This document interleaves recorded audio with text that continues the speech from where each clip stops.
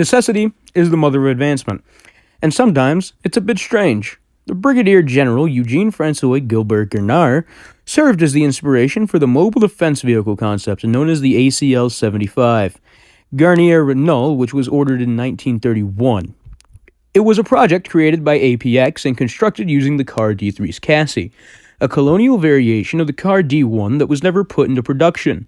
The phrase guard tank, car de protection, was first used in writing by the French in April of 1932 in reference to the car de terre idea that was meant to be deployed in the infamous Maginot Line. The function of this tank was to act as a mobile defense to close the space between the bunkers.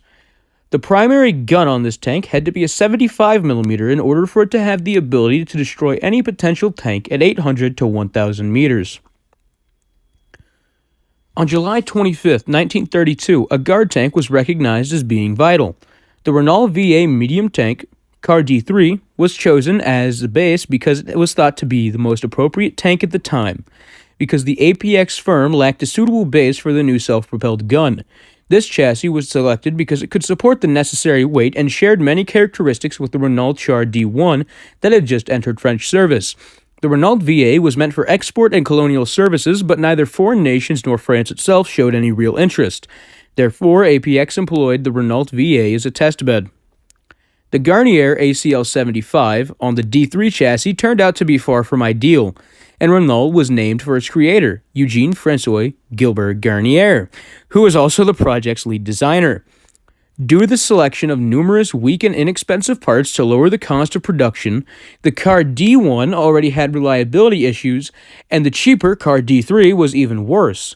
The SPG requested a 20-ton tank that had a speed of 25 kilometers an hour, but because the ACL-75 was already experiencing ongoing mechanical issues, only 20 kilometers an hour could be reached by the ACL-75.